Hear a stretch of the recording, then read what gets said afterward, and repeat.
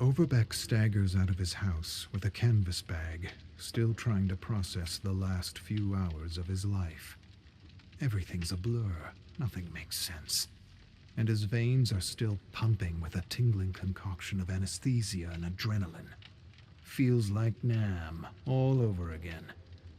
One minute you're drifting off to some faraway dreamland, the next you're fighting off the surgeon in a strange, foggy half-nightmare. He remembers seeing the nurse twitching, convulsing, changing into something he didn't quite understand, and still doesn't, even though they're everywhere. He remembers sensing something was off. Way off. He remembers his gut churning, twisting, fighting against the weight of his eyelids, trying his best to keep them open as bloody hell erupted all around him. He remembers falling to the ground with the nurse, the tray clattering, the knives and tools scattering. He wanted to sleep, just sleep, but he ordered his eyes to stay open and spotted the syringe rolling over the antiseptic floor. He remembers jerking his arm out, grabbing the syringe, and smashing it into his heart. Or was it his arm? Or maybe both. He doesn't remember anymore. Doesn't matter. All that matters is he made it out of that hell alive. He shakes his throbbing head and clambers over a barricade blocking an alley, winds his way through the burning city toward the market. Most of the city has been reduced to shit. Smoke and fumes seep through the streets. The air reeks of burning civilization, burning humanity. He recognizes the smell, brings him back to places he'd rather forget. Emergency sirens keen endlessly over the echoing shrieks of the infected. Flames erupt from the ruins and barricades, making Philly look like a smoldering wasteland of death and destruction. He had read articles about the so-called green flu. It had only been a few days, and it already felt like it was bringing us all back to the goddamn Stone Age. This is worse than Nam. Way worse. Philly in chaos and overrun by the infected. It was more than a common flu, no kidding. Dozens of conspiracy theories, and now it doesn't matter. It just doesn't matter. All that matters is surviving.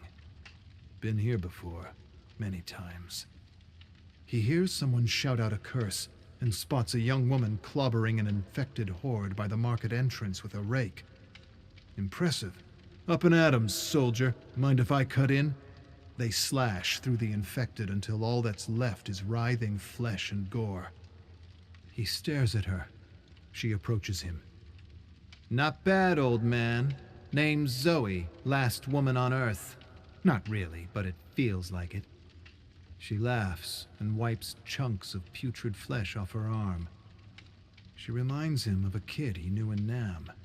Strong smile and beaucoup funny, beaucoup fierce. Just like her. Hello? Anyone out there? I need a hand over here. Bill hears the cries for help above the agonizing groans of the infected.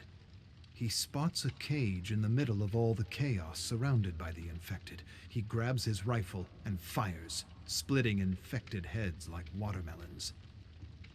He approaches the cage with Zoe, where he sees a man covered in blood. Out of the frying pan and into the cage, he laughs to himself. How'd you end up in this shithole of a thing? The man sighs. Quit yapping and get me out. Zoe looks around. Something ain't right about this. She's got good instinct. Bill's feeling the same knot in his belly. The man smashes the cage. Just get me out of here before they come back. Bill lifts the butt of his rifle and smashes the padlock off the latch with a mighty clang. Merry Christmas, kid. The man smirks. I like that one, Gramps, and I ain't a kid. Call me Francis. Francis steps out of the cage, repeating, Merry Christmas, Merry bloody Christmas. Bill spits over an infected corpse sprawled over the rubble. That's my line. Find your own. Francis's smile grows. No copyright on a line like that. Bill knows what he's doing. They're kind of a pack, and this ain't about a line. This is about who's calling the shots. A lot of brass for a civilian. Truth is, no one is really in charge in this shitstorm, and we all gotta take the lead in some way or another, and he's too stupid to understand. He ought to break him now before things get nasty. Set him straight. He inches closer to the man. Zoe sighs. Boys, it's just a goddamn line. A sudden clicking sound behind them, and Bill senses they're screwed. They turn to face three men with guns trained on them. Out of the cage and into the blazing goddamn fire. Francis sighs. Shit. Canadians. Bill looks them over. A group of men in makeshift hazmat suits and rifles. We ain't Canadians. Now move! Bill looks to Zoe and Francis and goes sotto voce. They're survivalists. Francis scrunches his face. So, what are you saying? You saying they're worse than Canadians? Bill doesn't know how to respond to this. He fought with Canadians, damn good soldiers. What's your beef with Canadians? Francis shrugs. What is it? An idiot prods Bill into a room with some kind of makeshift electric poker. Watch that thing, Sita. The idiot prods him. We ain't Sita. He pushes Bill into the corner with Francis and Zoe. He sees they got a geek on a computer. They're telling him to hack into the machine, but he's telling him he can't. He's tech savvy, but he ain't no hacker. After a few tries, they push him aside. They call him Boy. He says his name is Lewis, not Boy, and that gets him a gun shoved in his face. Geek has spunk and attitude. The survivalists talk amongst themselves. One of them sits in front of the laptop and hacks his way in. Bill overhears bits and parts. Search the computer for the locations of the safe houses. The flu took hold faster than anyone expected. Those who prepared the safe houses turned before they could use them. These assholes are mapping a path through the city using the safe houses as checkpoints, like the old underground railway. Fitting for Philadelphia. They probably got hundreds of ideas on how they're going to use us. One of them grabs Zoe and has his own idea. Bill jackknifes to her side despite his restraints. Get your filthy mitts off her. The brute inches up to her, and she gives him a kick he ain't ever gonna forget. Bill didn't think anyone could scream like that. He stares at Zoe with wide, approving eyes. The brute continues to scream something terrible and collapses to his knees, holding his gonads. His buddy rushes to his aid, helps the screaming man up, but he looks different. Real different. Something in his eyes. Or rather, something lacking in his eyes. Shit. Lewis leaps back from the man like he were the plague. Francis panics. Get us out of this! Lewis grabs a knife from the floor and frees Bill as the survivalists turn pale. Screams and yells echo around them as Bill frees Zoe and Lewis frees Francis. They step back. Zoe gasps. What do we do? Bill shrugs and sighs. Nothing we can do for them. An infected suddenly charges Zoe. Francis clubs its head off. Merry Christmas! He looks to Bill for a reaction.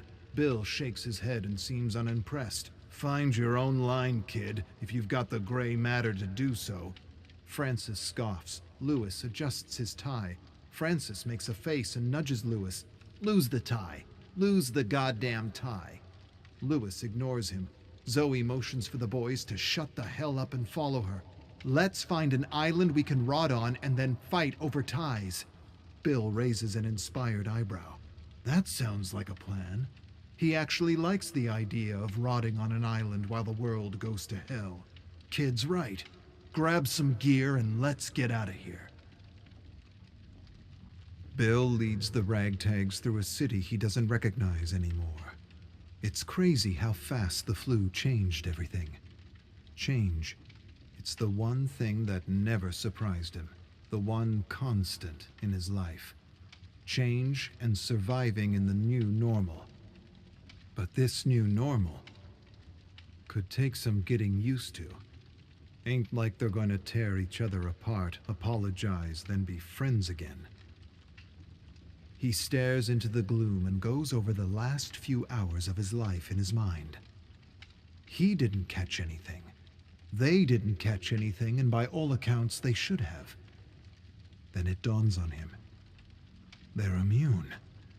They're asymptomatic, ticking bombs just waiting to spread the flu. I brought the flu to them.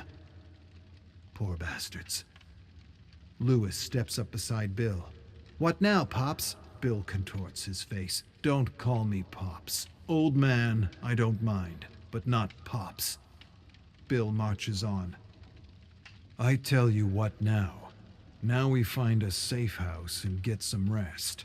But not before you punch Francis in the mouth for talking more shit than a sewer. Bill laughs. I'm messing, kid. But I see you getting pissed with all the Thai jokes. Don't let him get to you. His way to cope with all this shit. I knew guys like him and Nam. They're just scared to die and distract themselves by messing around with others.